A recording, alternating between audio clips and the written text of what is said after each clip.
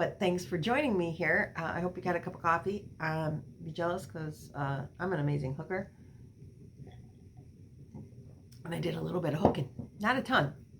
Because yesterday, if you saw the video yesterday, went to the glass store. We were in the neighborhood. In the glass stores, it's about a 45 minute drive for me to go there. So I only go as needed unless I'm in the neighborhood. You know, it's like a yarn shop. You can't pass it up if you're there. And our destination was about a mile from there.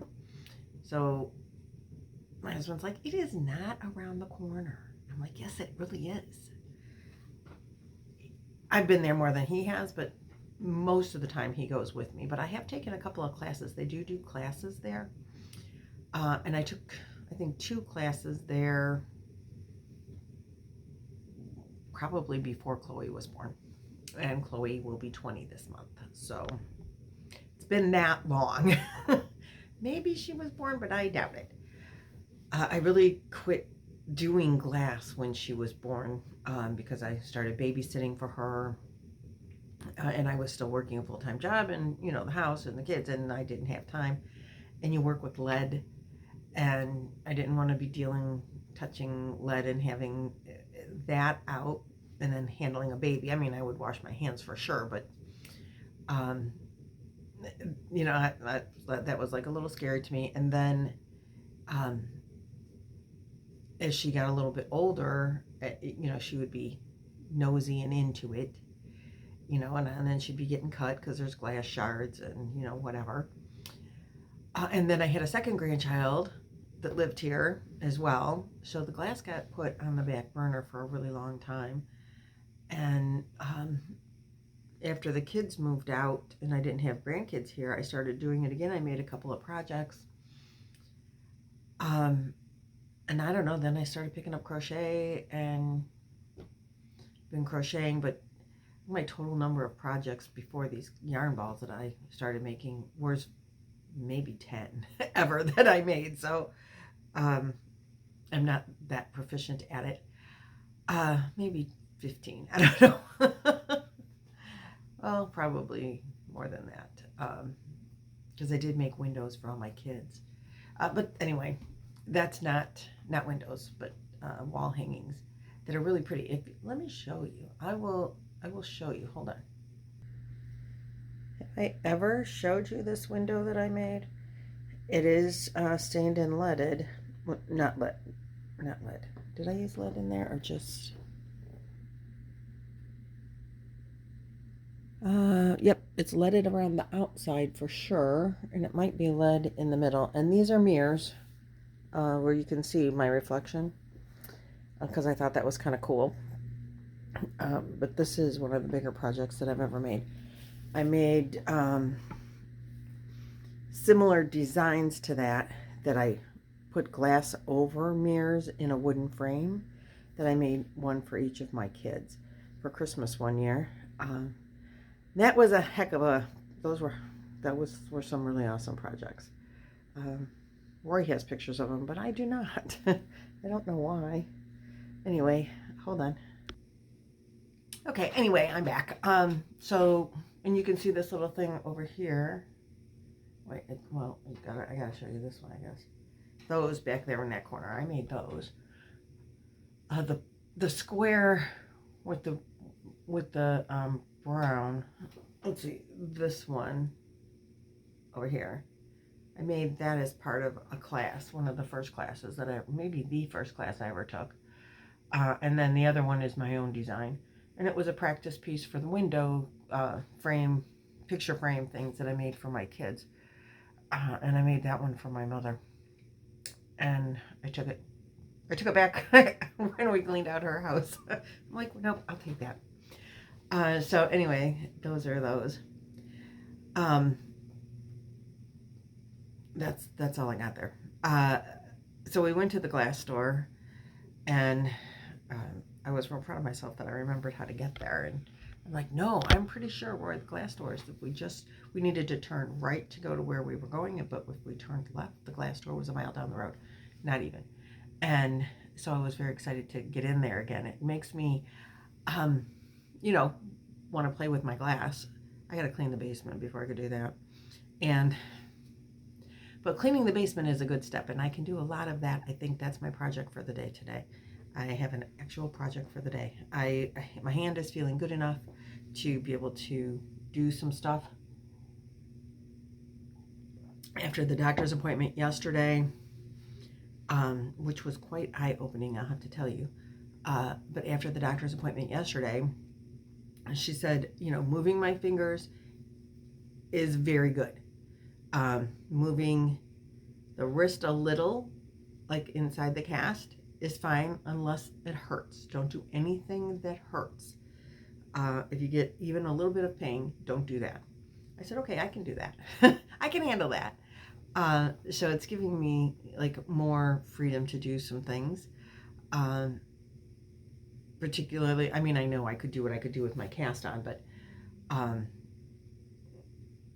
it takes away some fear of doing things that, I know where the limit is. And just on another medical note, she said, which I didn't ever know this before in all of my years, she says, with a bone, it goes like, it'll bend so far and then it'll break. So it'll be like bend, bend, bend, break. She says, but the same is true of a bruise. It will bruise so far until it breaks. So it'll be like bruise, bruise, bruise, break. Well, there's lots of little bones in here. I broke 2. And I bruised many severely. They're still bruised. So they're going to take, just the bruising is going to take probably like close to as long to heal from what she said, because it's bruise, bruise, bruise, break. Well, I bruised just shy of the break. Several of the other bones. She's lots of contusions, severe contusions, according to the MRI and x-rays again yesterday. So cast for at least 3 more weeks, then maybe a brace. We'll see how the healing's going. But it's just little tiny bones, but they still take a while to heal. And there is osteoporosis in there, and so it's gonna probably made them break easier, or allowed them to break easier, and will, might hinder the healing, like slow it down, which is probably, I don't know how severe the osteoporosis is. My grandmother, my mom's mom, had severe osteoporosis when she was old, way older than me. She was in her 80s, I think, before she developed severe osteoporosis. But she broke bones in her back just driving in a pickup truck.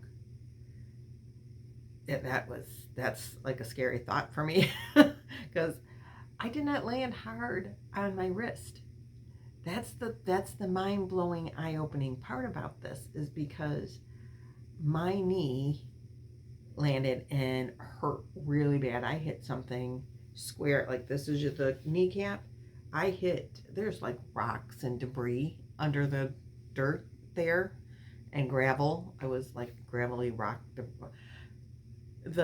I think the camper site, I'm on the site behind my camper, at one point was gravelled, and then the earth does come and like eat the gravel. And I tripped over a landscape timber that probably was edging the yard, but it had been grown over, and I didn't see it in amongst the dirt and the gravel until my boot hit it, and tennis shoe, hit the corner of it, and down I went. But I landed on something really hard with my knee. I still have a scab. It's trying to heal. And I thought, my knee hurt, but I have arthritis there too, and so it hurts all the time. But the impact there, I thought, oh gosh, I could probably crack my kneecap, because that hurt really bad. But the majority of the impact was on my elbow here. And it didn't hurt at all. It didn't bruise, nothing. But this is where the majority of the impact went. So it went knee, elbow, or elbow, knee. I'm not really even sure. Maybe at the same time I landed on these two. And then like over to my wrist, which like took the least impact of anything. And I broke the crap out of that sucker. I'm like, what the heck? I don't get it. When I was a kid, I broke this wrist in a similar kind of thing. But I was 14. It was on my 14th birthday. That's how I know I was 14. I was roller skating, and I was skating backwards, and I tripped, and I fell on my dupa, boom, hard on my butt, and then back this way, and I broke my wrist, this wrist. But I didn't have osteoporosis at that time. And it still took 6 to 8 weeks to heal. It was jammed up pretty good, and it hurt really, really bad. It hurt way worse than this did. Or maybe I'm just older and have dull nerve endings now. Nerve endings age. Anyway, that's not what you're here for, is my trip to the doctor and my stained glass store visit. But you know me, I start chattering and that's it. I just go off on a tangent. Squirrel, as Granny D says. I just squirrel away. But we do have yarn content, so let's show that. As you all know, I have been working from this book, the Dress Up Amigurumi. And when we last had a yarn content, day before yesterday, I think, I showed you that I have been working on the jammies for Terri Bear. Well, I did sew them so she's got pants. It's not going to be a nightgown. And I found these purple buttons. Let me show you. I had these. I think somebody sent them to me. If you did, let me know in the comments. I can't remember where I got them. Maybe I found them myself. I don't know. But aren't they so cute? They look like little flowers. Let's see if you can. They look like little flowers, and they're purple. And so I took those really funny shaped, somebody told me what they were called, but I forget. The safety pins that are light bulb pins maybe or something.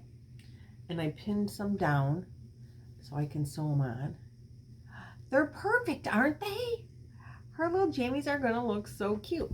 Now, they're not going to be straight, but because she's bigger here than she is here. And so in order for it to not pucker, it has to not lay flat. But because of her shape, you're not even going to notice. You know, once it's buttoned, it'll look fine. So anyway, that's what that's going to look like-ish. And I'm real excited that I found these purple buttons, or that I had them even. And so let me see if I can pretend button, because I got those little things in there. But I thought, oh, these might be really nice for holding it in place and seeing how the buttons look. But I'm having trouble.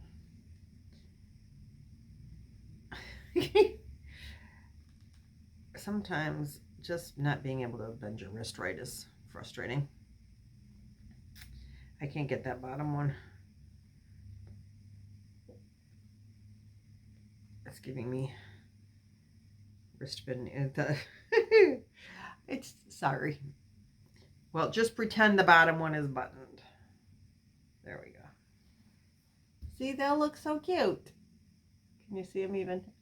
Anyway, that's Terri Bear's. It still needs, she gets slippers, it gets sleeves, and then there's a hat. So I'm excited for that. And Terri Bear's outfit is sponsored by Mad Mimi's Crochet and Farming because she gifted me the yarn. So look at that. Lala, you sponsored Terri Bear's outfit. And she made the blankie that goes with it, which I should show you. Wait, I'm losing a button. It fell out of the bag. I can't find the hole for the bag. Okay. Like I said, I don't know where I got these, but I just love them. They're so cute. Let me get the blankie. Okay, so here we go. Laura made this. Can you see? And so this is the blanket that's going to go with Terri Bear's jammies. And she's going to look so cute all wrapped in her blankie with a big heart on the back. So there we go. There you go, Terri. I was talking with Avery last night. She has American Girl dolls that used to be the thing, and over the summer she doesn't play like dolls and Barbies too much. She's 8 now, and her older sister is 11 and doesn't do that stuff at all anymore. So I asked her, are you still playing? Because I thought, well, maybe Pamela from Pamela's Adoring Crochet has gifted me some patterns, and when I was making doll clothes for her, and then she just has so many patterns on her site. I have bought a few patterns, but I haven't made any for a little bit because Avery wasn't playing with the doll too much. She was into stuffed animals more and Barbie. And I'm not making Barbie clothes. That's not a happening thing. So Barbie is just way too little. And so anyway, I was talking with her about her dolls because I haven't seen her play with her dolls. And in the spring, she got a reborn doll. She had been wanting one, and her mom thought they were ugly and said, no, that's just, ugh. Some people, you either like the reborn dolls or you don't. I think they're kind of cool, but a lot of people think they're kind of spooky. So her mom said no reborn dolls. I wanted to buy her one a couple of years ago, and her mom said no. But in the spring, she shows up with this reborn doll. I'm like, where'd you get that from? She said, I bought it for myself. I saved my money, and I bought it for myself. I said, oh. Well, I'm so proud of you for that. She said, my mom even let me buy it because I was buying it for myself. I said, okay, that's awesome. And so then I thought, well, maybe I'll look for those kind of doll clothes. But last night she told me, she says, I'm just playing mostly with stuffed animals lately. She says, my friend has this stuffed animal, and it's big, and it's, I don't know, maybe it's a sloth or a bear. I'm not sure, quote unquote. And it's got a head and then a body and then some legs, and she dresses it up. I'm like, oh, I'm so in. We are going to be the best Grammy ever.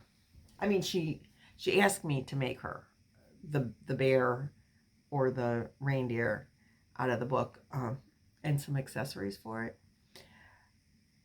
And I told her that I would, but I have not shown her that I made any of this because I'm going to give it to her for Christmas as a surprise. And I think with I don't have as many outfits done as I would like, but I broke, so.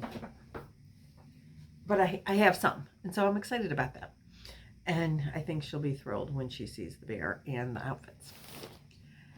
So yesterday was Luck of the Draw day, and I did do my Luck of the Draw yesterday after we got home from making chocolate. We went to our Avery and Ari's house. It's my middle child. We went there to make candy. Apparently, my son had promised the kids that they could make caramel apples like a month ago. They were at Cedar Point. That's where they keep their boat, and it's an amusement park. It has a marina. It has a campground, but you can't permanently park your camper there. They only let you pull in for the weekend, or I think a week at a time. Maybe 2, I don't know, but not for the whole summer. You can't be a seasonal camper there. And their sites are really, really nice. Their campsites with the marina. So I'm going to, but they don't, with the marina, if you park your boat there, you can permanently park your boat. I don't know why you can't permanently park your camper, but you can permanently park your boat. And with that, they give you 2 season passes into the park. And so then they buy 2 season passes. And at the park, you can also buy like food passes where you get so many meals per day per visit. And I think unlimited beverages or unlimited water or something. And they have a lot of restaurants that you can, restaurants and like sit down restaurants they have there, a couple, and they have like a barbecue place, and then they have just, your regular old grab a hot dog kind of places throughout the park. that the food thing is good for, which is awesome for them on their boat because they're not cooking on their boat. And so when they're there for a weekend, you know, you can run in and get whatever choice of food you want. So it's kind of cool.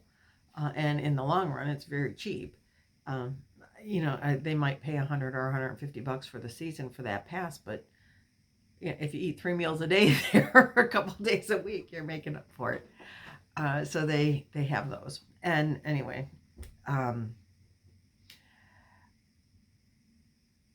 they were there, and it was in the fall, you know, so with the change of seasons, they had caramel apples. Well, they don't get the caramel apples on their food pass, and they were $40 in the park. And my son's like, I'm not paying $40 for a caramel apple. We'll make something when we're, you know, home. So he called me the day before. He called me Wednesday. Today's Friday, right? He called me Wednesday, and he said, the girls, remember how we used to make candy when we were kids? You had those molds, and we would make candy. And I said, yeah. And he says, well, we're going to make candy tomorrow night, so I want you to come over and help and participate with candy making day. And I said, oh, okay. There used to be here in my city a candy store where you could buy candy making supplies like molds and the 10-pound bag of chocolate and good chocolate, no waxy chocolate, but like good chocolate. And you would melt it, and you could make the molds. They would sell stuff that you could make chocolate covered cherries. The stuff is called, I can't remember, but you put cherry juice in with this, and it would make the cream filling inside the chocolate covered cherries. Oh my God, I loved those. My chocolate covered cherry molds melted. I think I put them in the dishwasher or something. I don't know what happened to them. They cracked. They got old. I don't know, but I don't have them anymore.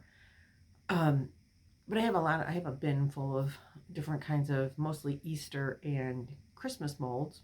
So I took that over there. There's a Mally's chocolate store here. I don't know if this is something that's Ohio only or if it's like countrywide, but Mally's chocolate is fabulous. Not waxy chocolate. But they sell chocolate that you can just melt. So I bought, and it was expensive. Chocolate's gone up a great deal since I made it last time. And Mally's chocolate is expensive anyway. But I bought some chocolate. And I don't know that he is talking chocolate covered or caramel apples, but he wanted caramel. They didn't have it. So he stopped at the store and he bought Werther's.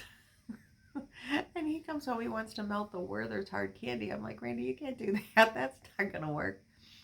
He got it to melt, and they did cover apples. I said, we never made caramel apples when you were a kid. He says, we didn't? I said, nope. I've never made a caramel apple in my life, but I know this isn't the right kind of caramel. He did get it to melt. I was really surprised. And it was like they covered apples with it. And when it set up, it was hard candy again, and you couldn't bite into it. So they cut them up and used a big sharp knife, and he did get it to cut up. And they did eat their caramel apples with hard caramel. They liked them. That was all that mattered. And we made chocolate covered marshmallows. We did not make Reese cups. We were going to, but ran out of chocolate. They made molds. I had colored chocolates, and they painted molds and made chocolate molds and suckers, and they had fun. And we did that for a couple hours, and my daughter-in-law made a fabulous meal. It was just chicken Alfredo, but it was fabulous. And so we were there for a couple hours, and we came home because I had to work, so we couldn't stay late. The kids had to go to, get to bed. And so when I got home, I made my luck of the draw. I know all this about nothing, right? My color, I'm not going to show you the number because you have to watch the video. But it is called Light Taupe, and it is, I love this yarn. Oh, there it is. I love this yarn. Light Taupe. And I have added it to my wrap.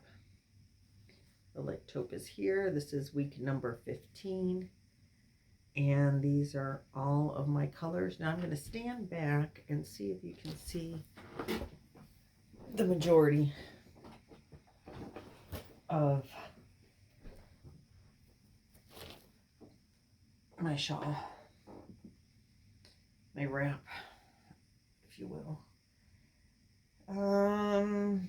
It's too big to show the whole thing at one time, but really close. So let's see how it fits.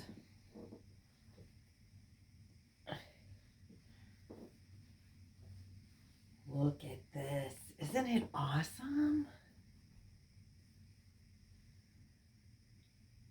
I love the stitch pattern. The stitch pattern came from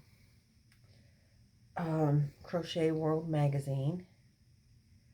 I don't remember which edition, and I put the book away. I'm going to have to find the book because it started, and you make, this is your starting chain is this picot. And you work from there. So at the end, I need to have an ending chain that's the picot stitch. This is easy and fabulous, and I love it. And I'm using a number 7 millimeter clover hook with this, and it's nice and drapey.